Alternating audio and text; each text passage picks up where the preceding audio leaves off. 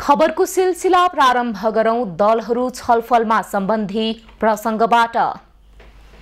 राष्ट्रपतिको विषयमा छलफल गर्न पुरानो गठबन्धनको बैठक बालुवाटारमा जारी छ। प्रधानमन्त्री पुष्पकमल दाहालले एमाले अध्यक्ष केपी ओलीसँग भेटे लगतै पुरानो गठबन्धनको बैठक बसेको हो। बैठकमा नेकपा माओवादी केन्द्र, नेपाली कांग्रेस, जनता समाजवादी पार्टी नेपाल र नेकपा एकीकृत समाजवादीका शीर्ष नेताहरू सहभागी छन्। अहिलेको बैठकले राष्ट्रपतिका विषयमा ठोस निर्णय गरेर एकै ठाउँमा उभिने निर्णय गर्ने बताइएको छ।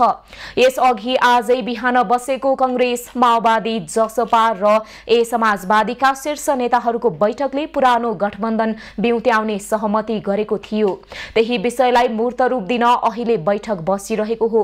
राष्ट्रपतिमा नेपाली कांग्रेस र नेकपा एकीकृत समाजवादीले दाबी गरेका छन्।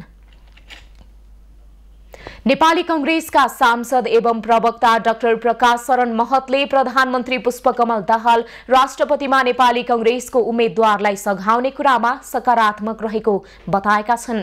आज संसद परिसरमा पत्रकारसँग कुरा गर्दै प्रवक्ता महतले राष्ट्रपतिको निर्वाचनमा कांग्रेसको उम्मेद्वारलाई अन्य दलहरूले सहयोग गरून् भन्ने अपेक्षा राखेको पनि बताएका हुन्।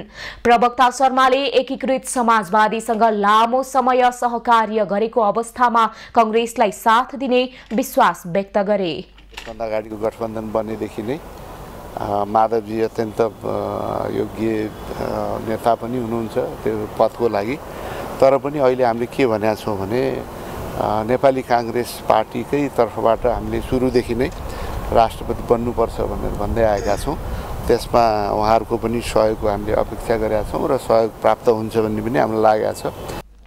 नेकपा एकीकृत समाजवादीका अध्यक्ष माधव नेपाल पनि राष्ट्रपतिका लागि योग्य भन्दै प्रवक्ता महतले सहमति भने कांग्रेस उम्मेद्वारको पक्षमा जुट्ने दाबी गरे। अरू विषयमा एकीकृत समाजवादीसँग सहकार्य गर्दै आगामी दिनमा अवसर दिनका लागि कांग्रेस तयार रहेको उनको भनाइ छ। यसअघि राष्ट्रपति पदको दुरुपयोग भएको अवस्थामा अब कांग्रेसका तर्फबाट नै राष्ट्रपति भए संविधानको रक्षा हुने प्रवक्ता महतले बताए।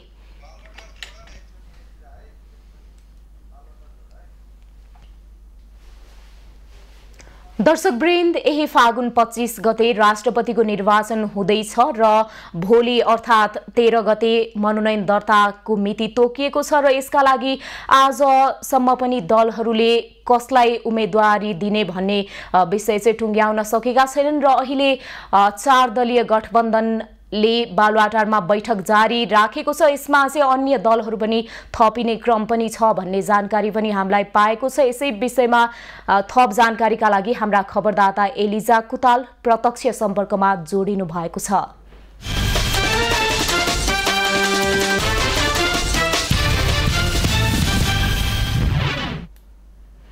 एलिजा, राष्ट्रपतिको उम्मेद्वार टुङ्गो लगाउने विषयमा अहिले बालुवाटारमा बैठक जारी छ।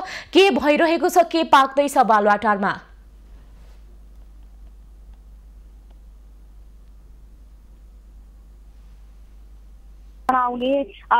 दोस्रो अन्तिम दिन राजनीतिक दलहरू छलफलमा जुटिरहेका छन् र यति बेला नेकपा माओवादी, नेपाली कांग्रेस, जसपा, लोसपा र एकीकृत समाजवादी लगायतका शीर्ष नेताहरू छलफलमा जुटिरहेका छन् र कस्तो आउँछ चासो राजनीतिक वृत्त र आम नागरिकहरूमा पनि रहेको छ र यसपछिको छलफलले के निष्कर्ष आउने हो भन्ने कुरा चासो हुँदा हरेक दिनको छलफलमा निष्कर्ष निकाल्न नसकेको बालुवाटारले राष्ट्रपतिको साझा उम्मेद्वार बनाउन या बालुवाटारको सत्ता नै धर्मराउला भन्ने चाहिँ सबैको मनमा जनचासो रहेको छ र छलफलमा जुटिरहेका नेताहरूको निष्कर्षका लागि अहिले सबै बालुवाटारको निष्कर्षको पर्खाइमा छन्। ममता, एलिजा, जुन 4 दलीय गठबन्धनले बैठक जारी रहेको छ यसमा अन्य दलहरू पनि थपिएको भन्ने सुन्नमा आएको छ। यहाँले केही जानकारी पाउनु भएको छ? को आइरहेछन्? यति बेला पार्टी नेकपा माओवादी लगायतका नेता दलहरूको चाहिँ छलफलमा जुटिरहेका छन् र राष्ट्रपा र राप्रपा बाहेक अरू दलका राजनीतिक दलहरू चाहिँ छलफलमा जुटिरहेको भन्ने जानकारी हामीलाई छ। ममता, एलिजा, आज अन्तिम दिन पनि छ। भोलि त नामावली मत उम्मेदवार टुङ्गो लगाउनु पर्ने हुन्छ। आजसम्म निष्कर्ष निस्केला कसको कुन पार्टीले चाहिँ राष्ट्रपति पाउला भन्ने टुङ्गो आजको बैठकले निकाल्ला कि ननिकाल्ला, के छ सम्भावना? ममता, यति बेला चाहिँ नेपाली कङ्ग्रेसबाट शेरबहादुर देउवा, रामचन्द्र पौडेल र एकीकृत समाज पार्टीबाट माधव कुमार नेपाल र माओवादीबाट नारायण जनार्दन शर्मा लगायतका शीर्ष नेताहरू चाहिँ छलफलमा जुटिएको छ र नेपाली कङ्ग्रेसबाट रामचन्द्र पौडेलको उम्मेदवारी दिए भन्ने जानकारी त छ र निष्कर्ष नआइकन एकिनै भन्न सक्ने अवस्था भने छैन। ममता, एलिजा, जुन हाम्रो नेपालको संविधानले व्यवस्था गरे अनुरूप राष्ट्रपति आफैमा एउटा आलङ्कारिक पद हो। यद्यपि देशी विदेशी शक्तिहरू यो पदलाई चाहिँ कार्यकारी पद जसरी निकै नै दौडधुप बढाइरहेका छन्, यसमा चाहिँ सबैतिरको चासो केन्द्रित भएको छ। के भन्न, कसरी विश्लेषण गर्न सकिन्छ यसलाई चाहिँ? ममता, राष्ट्रपति पद आलङ्कारिक पद हो। कार्यकारीले गरेका निर्णयहरूलाई सदरको अधिकार राष्ट्रपति पदका लागि छ। यही आलङ्कारिक राष्ट्रपति पदका लागि मुख्य दलहरूको हानथाप नै परेको छ। निकै रोचक पनि बनेको छ। विशेष गरी कङ्ग्रेस र एमाले राष्ट्रपति पदका लागि सक्रिय देखाएका छन् र संसदको अङ्कगणितले कुनै पनि दलको बहुमत नभएपछि संयुक्तहरूको विकल्पै छैन भन्ने पनि छ। यही विकल्पविहीन अवस्थामा दलगत राष्ट्रपतिका लागि मरिहत्ते गरिरहेका छन्, जहाँ माओवादीका प्रधानमन्त्री पुष्पकमल दाहाल प्रचण्डको अस्थिरता भनौँ या चतुराई, यसका कारणले नेकपा एमाले र नेपाली कङ्ग्रेसले राष्ट्रपति पदका लागि बालुवाटार धाउने प्रक्रिया बालुवाटार धाउने दिलहो जस्तो बनिरहेको छ। ममता, जानकारीका लागि धन्यवाद एलिजा। उहाँ हुनुहुन्थ्यो हाम्रा खबरदाता एलिजा कुताल। अहिले बालुवाटारमा 4 दलीय बैठक बसिरहेको छ। यद्यपि यसमा अन्य दलहरू पनि सहभागी हुने क्रम जारी छ भन्ने पनि सुन्नमा आएको छ। भोलि राष्ट्रपतिको उम्मेदवारको टुङ्गो लगाउनु पर्ने छ। भोलि मनोनयन दर्ता गर्ने मिति छ। यद्यपि अहिलेसम्म पनि उम्मेदवार कसलाई बनाउने, कुन पार्टीलाई राष्ट्रपति दिने भन्ने टुङ्गो लाग्न सकेको छैन। यस हिसाबले सत्ताको नेतृत्व, सरकारको नेतृत्व गरिरहेको माओवादी केन्द्र, यसैगरी प्रतिपक्षी हुँ भन्ने दाबी गरिरहेको कङ्ग्रेस, एकीकृत समाजवादी लगायतका दलहरू पुरानो गठबन्धनलाई बिउत्याउने कसरतमा छन्। यता एमाले भने विगतको सम्झौता अनुसार राष्ट्रपति आफैले पाउने दाबी गरिरहेको छ र अब चाहिँ के होला, राष्ट्रपति कसले पाउला भन्ने निकै नै चासोको विषय रहेको छ। यसै विषयमा उहाँले हामीलाई जानकारी गराउनु हुँदै थियो। अब बाँकी समाचार। नेकपा एमालेका अध्यक्ष केपी ओलीले एमालेले राष्ट्रपतिमा उम्मेदवारी दिने बताएका छन्। शुक्रबार संसद भवनमा सञ्चारकर्मीसँग कुरा गर्दै ओलीले एमालेले राष्ट्रपतिमा मनोनयन दर्ता गराउने बताएका हुन्। उनले सत्ता गठबन्धनमा पुस 10 गते भएको सहमति अनुरूप एमालेले उम्मेदवारी दिने बताउँदै अरू घटनाक्रममा विषयमा आफूलाई केही जानकारी नभएको प्रतिक्रिया दिए।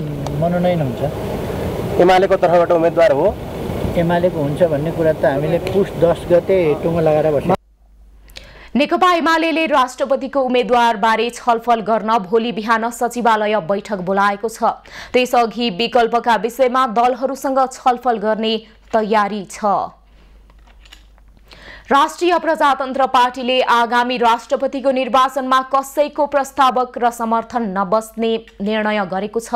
शुक्रबार काठमाडौँमा बसेको राप्रपाको कार्य सम्पादन समितिको बैठकले राष्ट्रपति निर्वाचनमा प्रस्तावक र समर्थक नबस्ने निर्णय गरेको पार्टी अध्यक्ष राजेन्द्र लिङदेनले जानकारी दिए। राष्ट्रपति निर्वाचन सम्बन्धी अन्य विषयमा छलफल जारी रहेको र राष्ट्रपति निर्वाचन अघि बैठक बसेर आवश्यक निर्णय लिने उनले बताए। राष्ट्रपतिको निर्वाचनमा राष्ट्रिय प्रजातन्त्र पार्टीले अहिले कम्तीमा समर्थक र प्रस्तावक नबस्ने र अन्य विषयहरूमा आगामी दिनमा निर्णय गरी छलफल जारी रहेको छ। अध्यक्ष लिङदेनले बैठकमा संगठन संरचना लगायतका विषयमा पनि छलफल भएको जानकारी दिए। बैठकले आगामी चैत 18 गते केन्द्रीय कार्य समितिको बैठक बोलाउने निर्णय गरेको छ। नागरिक उन्मुक्ति पार्टीका सांसद अरुण कुमार चौधरीको निलम्बन फुकुवा भएसँगै राष्ट्रपतिको निर्वाचनमा भाग लिन पाउने भएका छन्।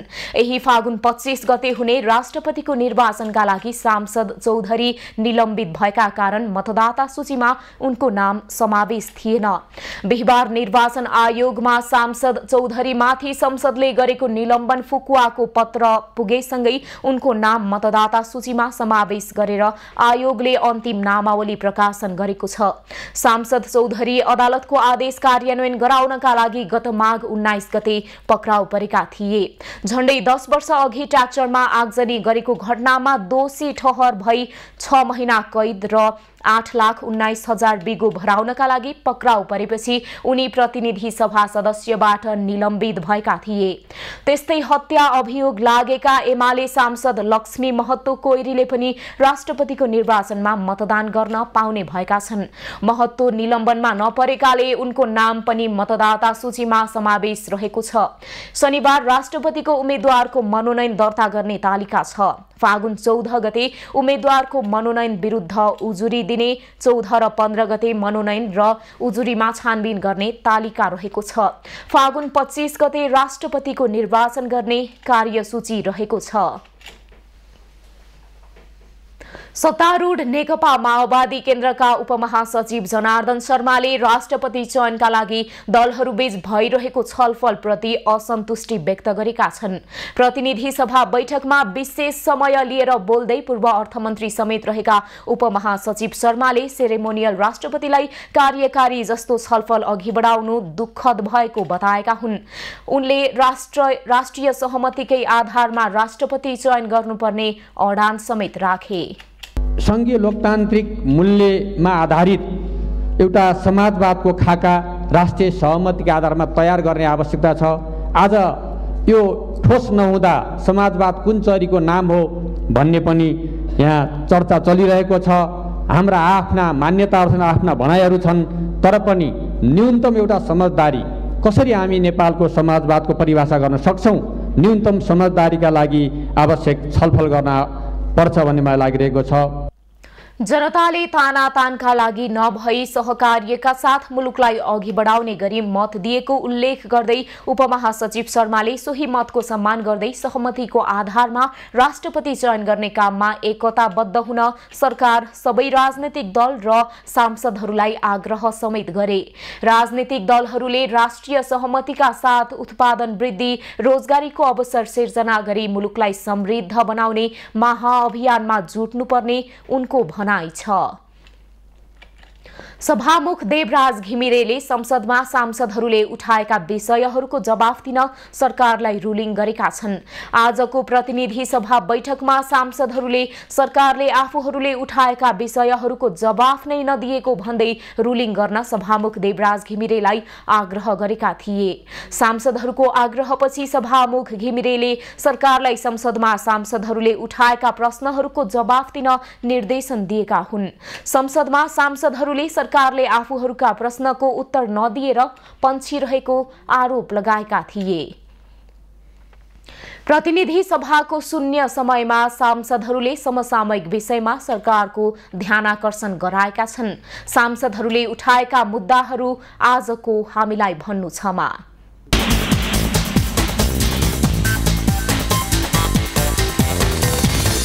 बिना कुनै कसुर मेरो क्षेत्रका बासिन्दाले वायु प्रदूषणबाट हुने रोग र सडक दुर्घटनाबाट ग्रसित छन्। म यो सदन मार्फत माननीय भौतिक पूर्वाधार मन्त्रीज्यूलाई ध्यानाकर्षण गराउन चाहन्छु।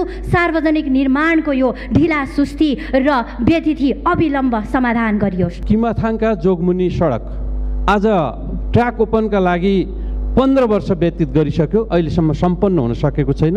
त्यसो भएका कारण सम्बन्धित निकायको ध्यान आकर्षण गर्न चाहन्छु र यो ट्र्याक ओपन गर्ने काम 1 वर्षभित्रैमा सम्पन्न होस् आग्रह गर्न चाहन्छु। यही 2079 भाद्र 24 गतेका दिन दार्चुलाको नौगाड र लास्को खोलामा आएको विनाशकारी बाढी र पहिरोबाट सो क्षेत्रमा व्यापक धनजनको क्षति भएको घटना सर्वविदित छ। तर सो घटनामा मृतक र विस्थापित भएका परिवारहरूको पुनर्स्थापन र पुनर्निर्माण, क्षतिग्रस्त संरचनाको पुनर्निर्माणका निमित्त आवश्यक रकम अर्थ मन्त्रालयले उपलब्ध नगराइदिएका कारण विस्थापितहरू अत्यन्त पीडामा छन्। आर्थिक सङ्कट मोचन गर्नका लागि आर्थिक सुशासन कायम गर्नुपर्दछ। आर्थिक सुशासन कायम गर्नका लागि भ्रष्टाचारीको कुनै जात, धर्म, वर्ण, लिङ्ग, क्षेत्र, राजनीति, पार्टी र राष्ट्रियता हुँदैन भन्ने मान्यताका साथ ठुला ठुला भ्रष्टाचारका काण्डहरूको छानबिन गर्नै पर्दछ। जुनसुकै पार्टीको जतिसुकै ठुलो नेता भ्रष्टाचार काण्डमा मुछिएमा त्यसलाई कानुनको कटघरामा उभ्याउनै पर्दछ। प्रजातन्त्रमा सुशासन र जवाफदेहिताको महत्त्व हुन्छ।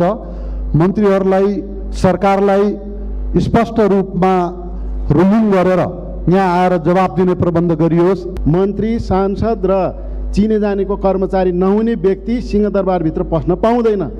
सेवाग्राहीहरू चार दिवार बाहिर, सिंहदरबार बाहिर, मन्त्रालय जति चाहिँ सिंहदरबारभित्र, यस्तो अवस्थाको अन्त्य हुनुपर्दछ। यो हामी सुशासनका कुरा गर्छौँ, हामी जवाबदेहिताका कुरा गर्छौँ, तर जनतालाई चाहिँ यसरी चाहिँ प्रताडित गरिरहेका छौँ। त्यसकारण सभामुखज्यूबाट आजै चाहिँ रुलिङ हुनु पर्यो कि सिंहदरबारभित्र जनता सहज रूपमा प्रवेश गर्ने व्यवस्था गरियो। नेपाल सरकारको कार्यालय र प्रहरी कार्यालय परिसरभित्र थुपारिएर राखिएका साधन स्रोतका जो भनौँ न मोटरसाइकलदेखि लिएर गाडीहरू बेवारसीको रूपमा चाहिँ राखिरहेको छ। नेपाली कांग्रेसले संसदमा प्रस्तुत हुने विशेष विधेयकहरूमा छलफल गर्नु अघि आफ्ना सांसदहरूलाई विषय विज्ञ बोलाएर जानकारी गराउने भएको छ।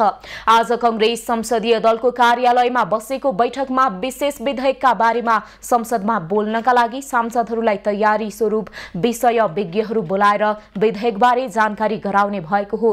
विधेयकहरू प्राविधिक विषयमा सांसदहरू अनभिज्ञ हुने भएकाले कांग्रेसले संसदमा बोल्नु अघि जानकारी गराउन लागिएको नेताहरूले बताएका छन्।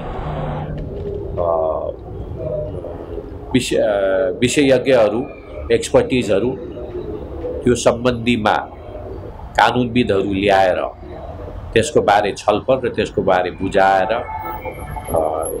सांसदहरूलाई एकचोटि तयारी हुने र एउटा सिक्ने मौका प्रदान गरिदिने एउटा व्यवस्था उहाँले सुरु गर्नुभएको छ। त्यो अत्यन्तै महत्त्वपूर्ण छ। नेपाली कांग्रेस संसदीय दलले चाहिँ अब यस्ता विशेष खालका बिलहरू, विधेयकहरू चाहिँ जुन अति महत्त्वपूर्ण छन्, जुनमा धेरै मार्केटमा पनि विवादहरू आइरहेछ, धेरै बहसहरू उठिरहेछ, यस्ता विधेयकहरूमा चाहिँ अब संसदीय दलले सबै मान्यहरूलाई राखेर छलफल गर्ने एउटा प्रारम्भ गरेको छ। यो चाहिँ एकदम राम्रो पनि लाग्यो। पछिल्लो समय सम्पत्ति शुद्धिकरणको विधेयकका कांग्रेसले सांसदहरूलाई विज्ञबाट अवगत गराएको हो। कांग्रेसले सिंहदरबार स्थित पार्टीको संसदीय कार्यालयमा पार्टीका सांसदहरूलाई बोलाएर संसदमा प्रस्तुत विधेयकबारे अन्तर्क्रियात्मक कार्यक्रम गरेको हो। कर्णाली प्रदेश सभा बिजनेसविहीन बनेको छ।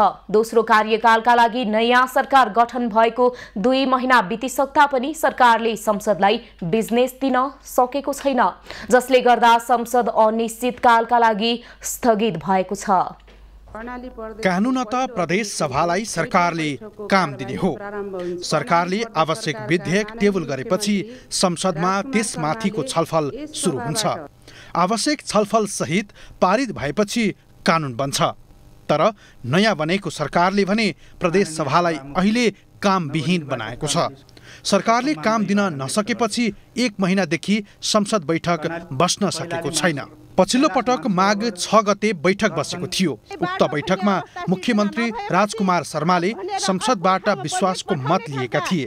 सरकारले विश्वासको मत पाएसँगै सभामुख नन्दा गुरुङले अर्को सूचना जारी नहुँदासम्मका लागि बैठक स्थगित गरिन्। त्यस यता प्रदेश सभाको अर्को बैठक बस्न सकेको छैन। कहिले बस्ने भन्ने टुङ्गो समेत छैन। माननीय मुख्यमन्त्री राजकुमार शर्माले आफूलाई प्रदेश सभाको विश्वास छ भनी राख्नु भएको प्रस्ताव बहुमतले पारित भएको घोषणा गर्दछु। अब यो बैठक अर्को सूचना नभएसम्मको लागि स्थगित हुन्छ। संसद सञ्चालन भएको 2 महिना पुगे पनि समिति चयनको प्रक्रिया नै सुरु भएको छैन। विधेयकहरू दर्ता भएपछि संसदीय समितिमा छलफल गरेर परिपक्व बनाउनु पर्ने भएकाले पहिलो काम समिति बनाउने हुन्छ, तर सोही काममा ढिलाइ भइरहेको छ। प्रदेश सभा नियमावली अनुसार हामीले सरकारसँग सम्बन्धित काम कारबाहीहरूको बारेमा पनि संसदमा छलफल गर्ने, त्यसपछि सँगसँगै अब संसदीय समितिहरू गठनका प्रक्रिया पनि अगाडि बढाउने। सरकारको अलमलको कारण प्रदेश सभा बन्धक बनेको छ। प्रदेश सभा सचिवालय काम गर्न तयारी अवस्थामा रहे पनि सरकारले काम दिन सकेको छैन। कर्मचारी काम नहुँदा घाम तापेर बस्नु परेको छ। सरकारले बिजनेस दिए काम गर्न तयार रहेको प्रदेश सभा सचिवालयको भनाइ छ। अब समिति गठन नभएर सभाको कामलाई त्यति गति दिन पनि सकिँदैन। त्यो हामीले के हाम्रा चाहिँ आन्तरिक कामहरू पनि बाँकी नै छन्, अर्कोतिर बिजनेस पनि तयारी हुँदै होला।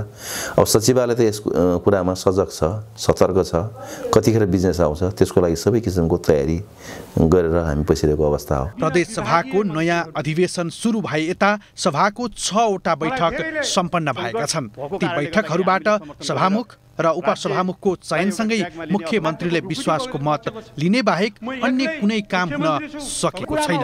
पहिलो कार्यकाल सकिएसँगै उक्त कार्यकालमा दर्ता भएका विधेयकहरू स्वतः निष्क्रिय भइसकेका छन्। नयाँ कार्यकालमा सरकारले नयाँ विधेयक बनाएर संसदलाई टेबल गर्न अझै सकेको छैन। एभिन्यूज खबरका लागि सुर्खेतबाट एस कुमार चपाईको रिपोर्ट।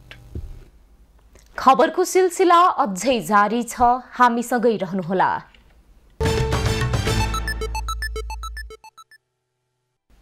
अब बाँकी प्रसङ्ग।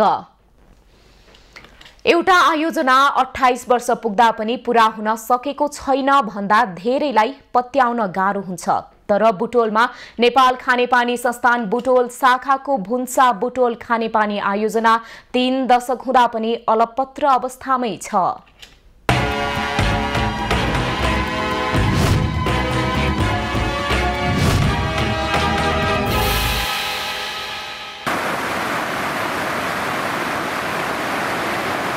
बुटवलको झुम्सा खानेपानी आयोजनाको काम पटक पटक पूरा हुन्छ भनेको पनि धेरै वर्ष भयो, तर बुटवलवासीले खानेपानी पाउन सकेका छैनन्।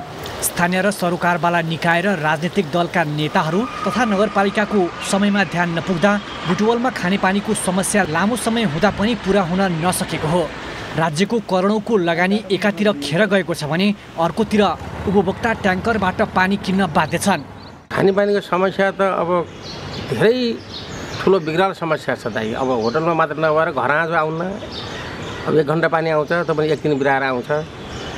यो 2052 सालदेखि चर्चामा रहेको झुम्सा सिस्ने खानेपानी आयोजना हालसम्म पूरा नभएको हो।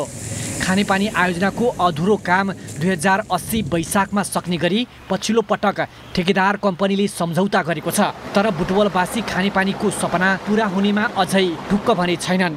कतिपय स्थानमा बोरिङबाट सफा पानी बगेको होला, तर धेरै जसो वार्डहरूमा तिनाउ खोलामा जस्तो पानी बग्छ त्यस्तै पानी खाइरहेको अवस्था छ।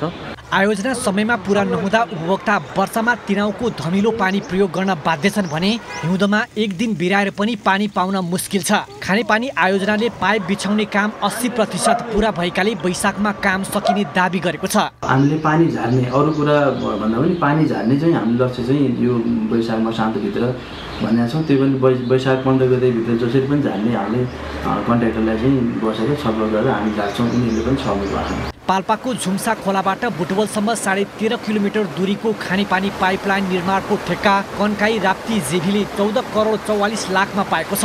42 मिटरको ड्याम भने 14 करोड 24 लाखको लागतमा रामेछाप शेर्पा कन्स्ट्रक्सनले गरिएको छ। बुटवलमा दैनिक 2 करोड 60 लाख लिटर पानीको माग छ। तर अहिले भूमिगत र तिनाउ खोलाबाट 2 करोड 20 लाख लिटर पानी आपूर्ति भइरहेको छ। झुम्सा खानेपानी आयोजना पूरा भए दैनिक 3 करोड लिटर भन्दा बढी पानी बुटवलका बासिन्दाले प्रयोग गर्न पाउनेछन्। बुटवल झुम्सा खानेपानीको निर्माण स्थल ड्याममा छौँ। बुटवल झुम्सा खानेपानीको आयोजना सुरु भएको 28 वर्ष बितिसक्यो, तर बुटवलवासीको खानेपानीको सपना अहिले पनि पुरा हुन सकेको छैन। एब न्युज खबरका लागि दामोदर खनाल, झुम्सा, पाल्पा।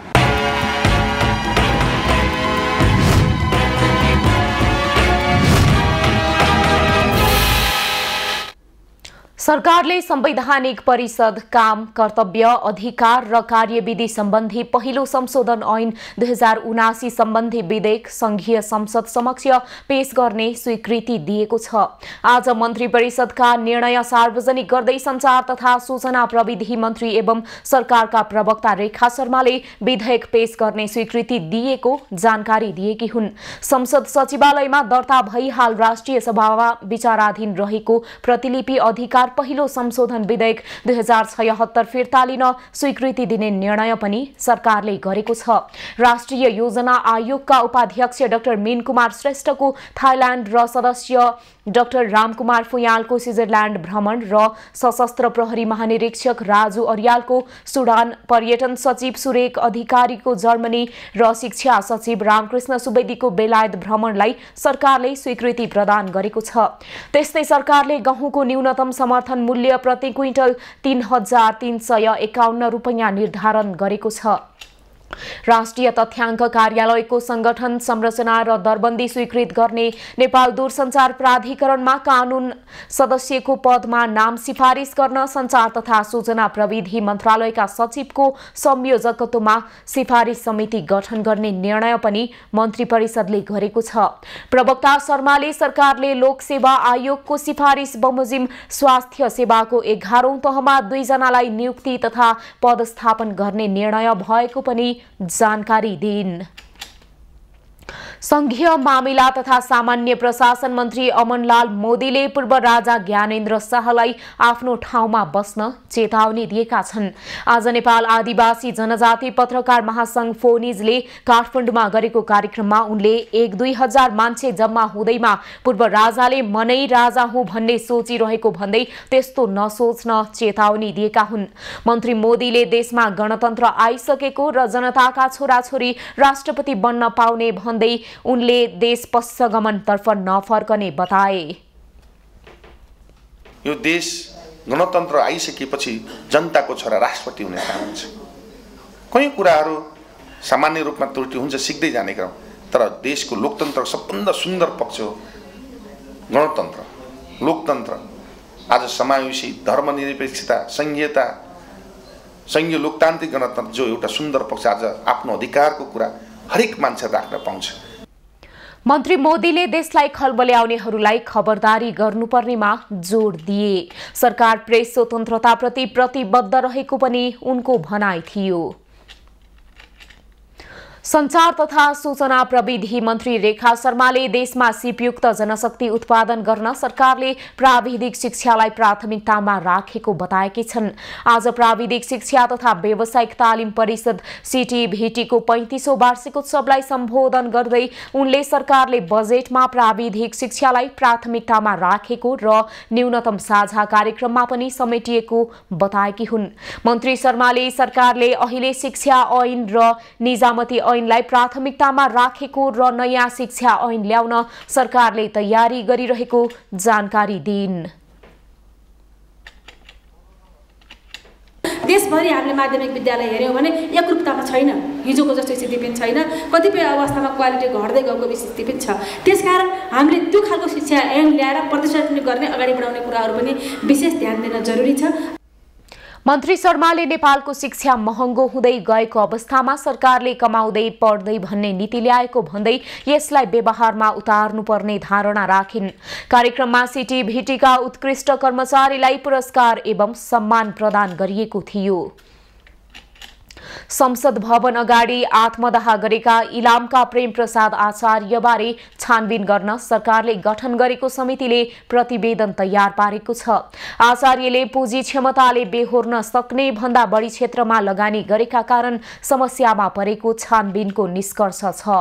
समितिले 1 महिनासम्म छानबिन गरेर तयार पारेको प्रतिवेदन गृहमन्त्री समेत रहेका प्रधानमन्त्री पुष्पकमल दाहाललाई बुझाइनेछ। विभिन्न व्यवसायमा बेहोरेको घाटाले तनावको उत्कर्षमा पुग्दा नैराश्यताका कारण आचार्यले आत्मदाह गरेको छानबिनले देखाएको छ। आचार्यले व्यापारका क्रममा ठूलो रकम कुनै व्यक्ति वा संस्थाबाट भुक्तानी लिनुपर्ने नदेखिएको पनि समितिले जनाएको छ। उधारो कारोबार व्यवस्थित गर्नुपर्ने, करदाता शिक्षामा जोड दिने र करदाता मैत्री सूचना प्रणालीको विकास गर्नुपर्ने लगायतका सुझाव प्रतिवेदनमा दिइएको छ। आचार्यले उठाएका नीतिगत, संस्थागत र संरचनागत सुधारका विषयमा छानबिन समितिले सुझाव दिएको छ। माघ 10 गते नयाँ बानेश्वरको व्यस्त सडकमा आत्मदाह गरेका आचार्यको उपचारका क्रममा भोलिपल्ट मृत्यु भएको थियो। त्यस लगतै उनले फेसबुक स्टेटसमा उठाएका प्रश्न र सरकारले सुधार गर्नुपर्ने कानून विषयमा सुझाव दिन माघ 11 गते गृह मन्त्रालयका सहसचिव नारायण रिसालको संयोजकत्वमा छानबिन समिति सरकारले गठन गरेको थियो।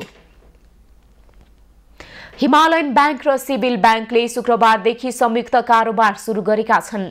हिमालयन बैंकले सिभिललाई गाभेर एकीकृत कारोबार सुरु गरेको हो। मर्जरपछि अब हिमालयन बैंकको शाखा सञ्जाल 189 पुगेको प्रमुख कार्यकारी अधिकृत अशोक राणाले जानकारी दिए। टोटल नम्बर अफ ब्रान्चेस पनि हामीहरूको 189 हुन्छ र 20 extension counters. Total number of accounts Himalayan बैंकको अहिले चाहिँ नि हाम्रो झन्डै 7 लाख प्लस हरियालीमा र चाहिँ नि सिभिल बैंकको चाहिँ नि 8 लाख प्लस गरेर हाम्रो चाहिँ झन्डै 1.6 मिलियन अकाउन्ट्सहरू हुन्छ। सिभिल बैंक 100 किता शेयर बराबर हिमालयन बैंकमा 80.28 किता शेयर हुने गरी मर्जर भएको हो। मर्जरपछि स्थापित बैंकको कुल पुँजी 34 अर्ब रुपैयाँ पुगेको छ। कुल निक्षेप 2 खर्ब 74 अर्ब रुपैयाँ र कुल कर्जा 2 खर्ब 50 अर्ब रुपैयाँ पुगेको छ। हिमालयन बैंक र सिभिल बैंक बीच गएको असार 29 गते प्रारम्भिक सम्झौता पत्रमा हस्ताक्षर भएको थियो।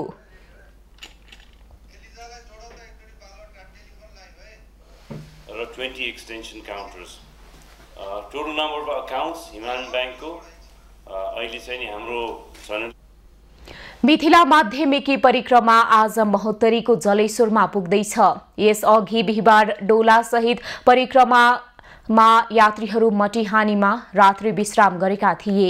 आज परिक्रमा जलेश्वर पुग्ने भएकाले जलेश्वर नगरपालिकाले सूचना जारी गरी 1 दिने सार्वजनिक बिदा दिएको छ। नगर क्षेत्रमा रहेका विद्यालय लगायतको संस्थामा बिदा दिएको छ।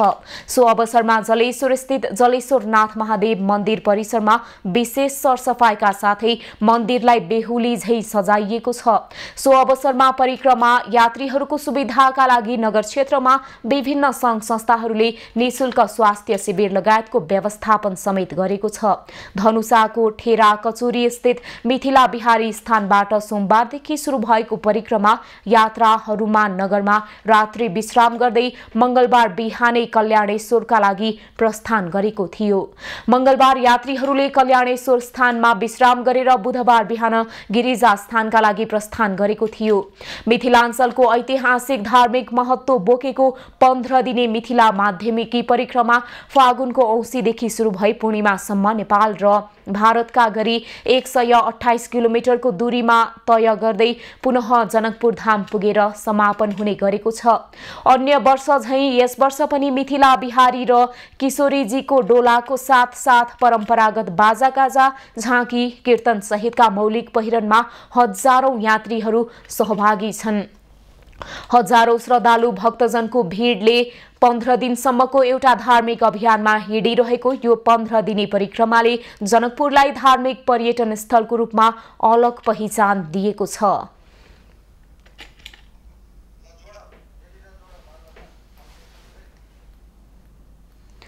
दर्शक वृन्द, बालुवाटारमा केही बेर अघि बसिरहेको बैठक अहिले निष्कर्षमा पुगेको भन्ने जानकारी हामीले पाएका छौं। यसै विषयमा थप जानकारीका लागि हाम्रा खबरदाता एलिजा कुताल प्रत्यक्ष सम्पर्कमा जोडिनु भएको छ।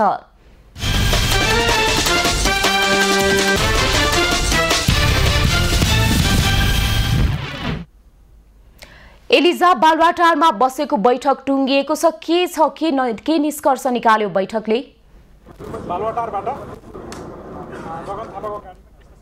ममता यति बेला हामी बालुवाटारमा छौँ र राष्ट्रपति उम्मेदवारको आज दोस्रो अन्तिम दिन चाहिँ बालुवाटारमा जारी बैठकले चाहिँ 8 दलले नेपाली कांग्रेसलाई समर्थन गर्ने चाहिँ जानकारी दिएको छ र यसै गरी कांग्रेसलाई उम्मेदवार समर्थन गर्ने भएको छ र कांग्रेसबाट रामचन्द्र पौडेल र कृष्ण सिटौला का दुईजनामा को हुने भन्ने भोलि कांग्रेसको बैठकले चाहिँ निर्णय गर्नेछ र यसै गरी 8 दलमा माओवादी एकीकृत समाजवादी लोसपा जसपा नागरिक उन्मुक्ति र जनमोर्चा लगायतका पार्टीहरूले चाहिँ कांग्रेसलाई समर्थन गरेका छन्। ममता एलिजा, राष्ट्रपति कांग्रेसलाई दिने सहमति त भएको छ, यद्यपि केही बेर अघिसम्म पनि ए समाजवादीले पाउने सम्भावना पनि केही हदसम्म देखिएको थियो। अहिले कांग्रेसलाई राष्ट्रपति दिँदा बाँकी पछिल्ला कार्यकालहरू ए समाजवादीसँग के कसरी मिलाइएको छ, यस विषयमा यहाँले केही जानकारी लिनुभएको छ? ममता, यो बालुवाटारमा जारी बैठकले चाहिँ 8 दलले नेपाली कांग्रेसलाई राष्ट्रपतिका लागि समर्थन गर्ने निर्णय आएसँगै थप जानकारी भने अहिले आइहालेको अवस्था छैन। यद्यपि जानकारी आएमा हामी पुनः जानकारी गराउनेछौँ। ममता एलिजा, सत्ता साझेदार दल नै नेकपा एमाले पुस 10 को सहमति अनुसार आफूलाई समर्थन गर्ने दाबी अहिलेसम्म पनि गरिरहेको अवस्था छ। अब यो सत्ता समीकरण के होला, कसरी हेरिएको छ?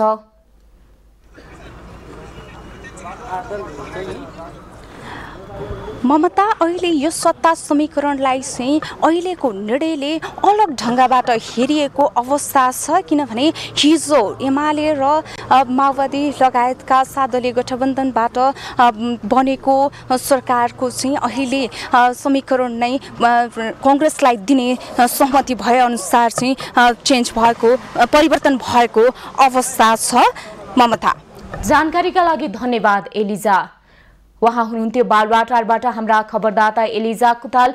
बालुवाटारमा जारी कांग्रेस माओवादी लगायतका अन्य 8 दलको बैठक निष्कर्षमा पुगेको छ र राष्ट्रपति कांग्रेसलाई दिने निर्णय गरेको छ र कांग्रेसले भोलि राष्ट्रपतिको उम्मेदवार टुङ्गो लगाउने निर्णय गरेको छ। यसै विषयमा उहाँले हामीलाई जानकारी गराउनु हुँदै थियो।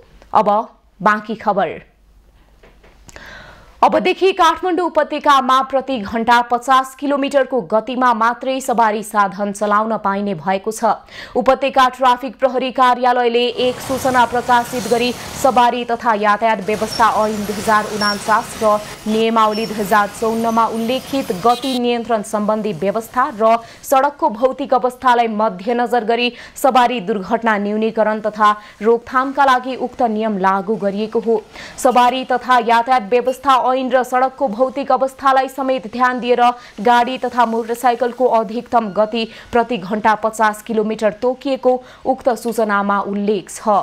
उपत्यकाभित्र चक्रपथसँगै सर्भिस ट्र्याकका लागि समेत गति सीमा तोकिए बमोजिम कलङ्की कोटेश्वर सडक खण्डको ट्र्याकमा प्रति घण्टा अधिकतम 50 किलोमिटर र सर्भिस ट्र्याकमा प्रति घण्टा अधिकतम 20 किलोमिटर गति तोकिएको उपत्यका ट्राफिक प्रहरी कार्यालयले जनाएको छ। यसैगरी कोटेश्वर भक्तपुर सडक खण्डमा समेत प्रति घण्टा 50 किलोमिटर गति तोकिएको छ। तोकिएको मापदण्ड भन्दा बढी गतिमा सवारी साधन चलाउने चालकलाई उक्त ऐनमा उल्लेख भए बमोजिम कारबाही गरिने उक्त सूचनामा जनाइएको छ।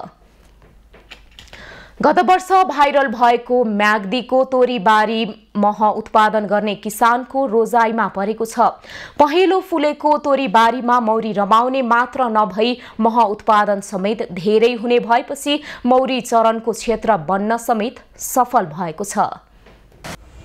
मौरी पालन व्यवसायका लागि उपयुक्त बनेको पहाडी जिल्ला म्याग्दीको बेनी नगरपालिकाका एक रत्नेचौर पछिल्लो समय मौरी पालनको हब बन्दै गइरहेको छ। पहाडी क्षेत्रमा चरेका मौरीको मह अर्ग्यानिक र स्वस्थकर मानिने भएकाले पछिल्लो समय जिल्लामा मौरी पालन व्यवसाय फस्टाएको छ। थुप्रै स्थानमा मौरी पालन व्यवसाय फस्टाउँदो क्रममा रहेको सन्दर्भमा बाहिरी जिल्लाबाट समेत मौरीको चरण क्षेत्रका रूपमा समेत लिन थालिएको छ।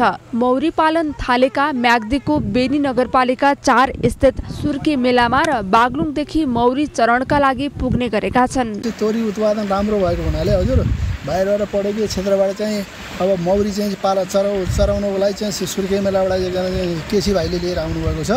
अब हाम्रो चाहिँ तोरीको चाहिँ उत्पादन राम्रो हुनेछ र मौरीहरू पनि राम्रा हुनेछन् भन्ने आशा राख्दै मैले उहाँहरूलाई पहाडी जिल्लामा मौरीको चरण क्षेत्रका लागि उपयुक्त भएको अहिले तोरी फुल्ने सिजन भएका कारण पहाडी जिल्लामा मौरी चरण गर्दा राम्रो मह उत्पादन हुने भएका कारणले पनि मौरी पालन गर्ने किसान घर सहित मौरी चरणका लागि पुग्ने गरेका हुन्। एभरेजमा 10,000 × 150 गर्दा त यसको आम्दानी त एकदमै माथि जाने रहेछ। त्यही भएको कारणले यो तोरीको तेल साथसाथै यो मौरीको महको लागि पनि अहिले रत्नचौर तर्फ विभिन्न क्षेत्रबाट जस्तै विशेष त बागलुङबाट म्याग्दीका बेनी बजारतिरबाट केही व्यवसायहरूले यहाँ मौरी पालनको लागि आउनुभएको छ र मैले पनि मेरो छतमा पनि मौरी राखेको छु। मौरीले बच्चा उत्पादन गर्न र मह उत्पादनका लागि उपयुक्त चरण क्षेत्रको आवश्यक रहेकाले एक स्थानबाट अर्को स्थानमा मौरीका घर स्थानान्तरण गर्दै आएको पाइन्छ। मौरीलाई आहार पाइने र शान्त वातावरण भएका ठाउँमा लाने गरेको मौरी पालन किसानले बताउँदै आएका छन्। वर्षमा 2 पटक मौरी चरणका लागि उपयुक्त फूल फुल्ने र शान्त वातावरणमा पुर्याइन्छ जहाँ मौरीका छाउरा उत्पादन र मह उत्पादनले तीव्रता पाउन सहयोग मिल्छ। एक घर मौरीबाट वर्षमा 6 देखि 7 पटक मह निकाल्न मिल्ने र वार्षिक 30 देखि 35 केजीसम्म मह निकाल्न सकिन्छ। राजेश चन्द्रराज भण्डारीको रिपोर्ट। अहिलेलाई खबरको क्रम यति नै। एभी न्यूज खबरका यी सहित अन्य विस्तृत खबरका लागि www.abhinews.tv लगइन गर्न सक्नुहुनेछ। युट्युब, फेसबुक र ट्विटरमा पनि हामीलाई फलो गर्न सकिनेछ। खबरभित्रको खबरका लागि हेर्दै रहनुहोला एभी न्यूज खबर। नमस्कार।